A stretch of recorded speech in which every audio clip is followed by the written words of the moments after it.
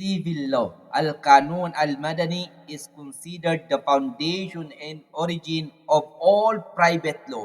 Al-Kanun al-Khas. Ang batas civil. Ang batas civil bilang batayan. Ang batas civil, Al-Kanun al-Madani, ang pundasyon ng lahat ng sangay ng batas pribado. Private law, Al-Kanun al-Khas.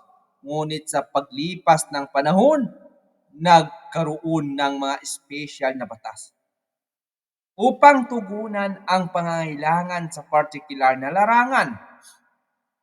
Mga batas sa substantibo, mawdu'iyah, batas komersyal, Al-Kanun al-Tijari, na mahala sa kalakalan. Al-Kanun al-Tijari, na mamahala sa kalakalan, kontrata, sa negosyo at kumpanya. Batas sa paggawa, Kanun al-Amal, na mahala sa ugnayan ng manggagawa at amo.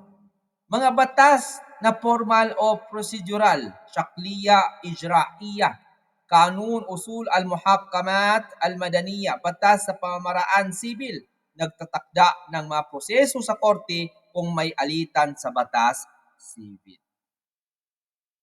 Pang-apat,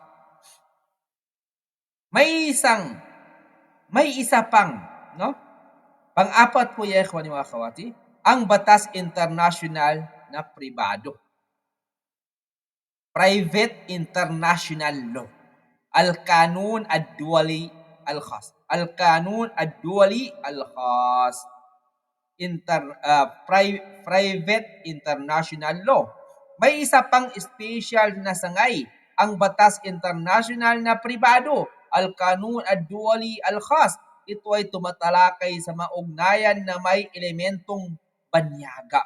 Al-unsur al-ajnabi. Anong halimbawa natin? Halimbawa, kung may kontrata sa pagitan ng isang Jordanian company at isang French company, papasok dito ang conflict of laws. Alin ba ang batas na dapat gamitin? Jordanian ba or French? Di maana ya ikhwani wa akhawati, mula sa Kalam, ang batas pribado ay mahalaga sa pang-araw-araw na ugnayan ng mga tao mula sa negosyo hanggang pamilya.